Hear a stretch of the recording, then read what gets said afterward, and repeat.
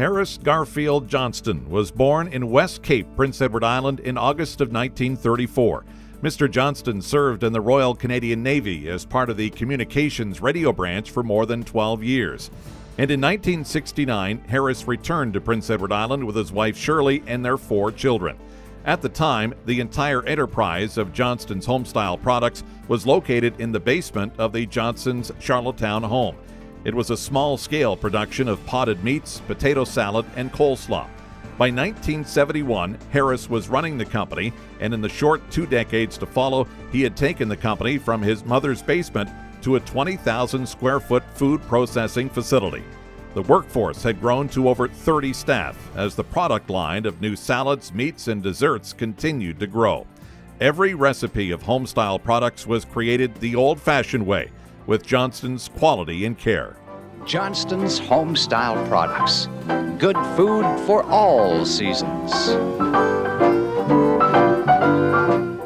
Johnston's country kitchen success continued with rapid growth in the 1990s, and with a solid business model and popular product lines, the hometown company with the farmhouse on the label was selling 2 million pounds of salad per year.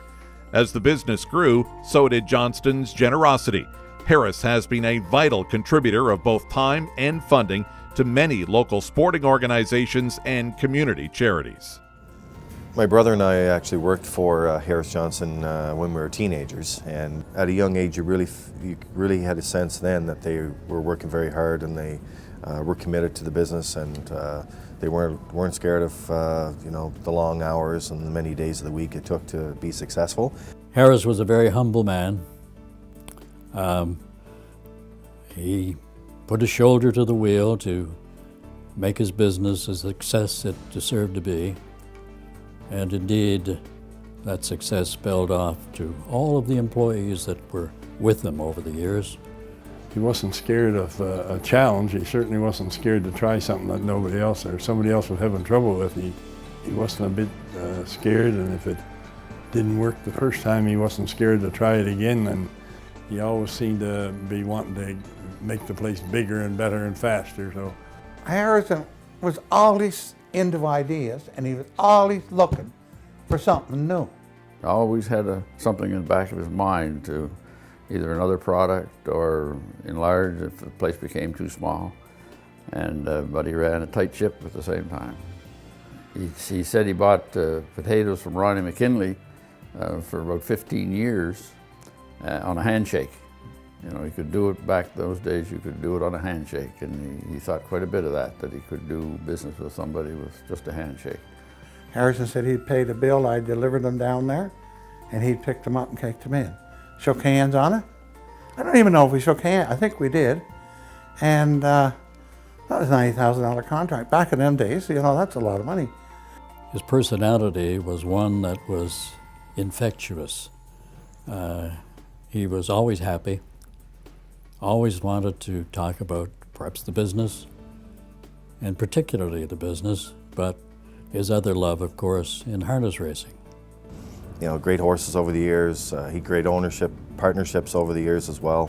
And much like success in business, he was committed, he was competitive, and also he remembered to give back because he was a longtime sponsor in harness racing as well. So not only was he great on the track and in the industry, but he was also great at the award shows and also the sponsorship side of the business as well. So he did a good job with that.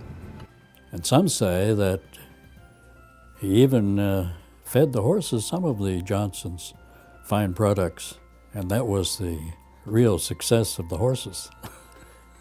And when he was in the Navy in Halifax, he coached minor hockey, and so he's always had a fond place in his heart for minor hockey. And he coached in Prince Edward Island, and just in general, he gave to charity and was happy to do that. And then if you're selling, we used to make up books advertising. Harris would be the first fellow we'd hit. We'd sell him one printer every time.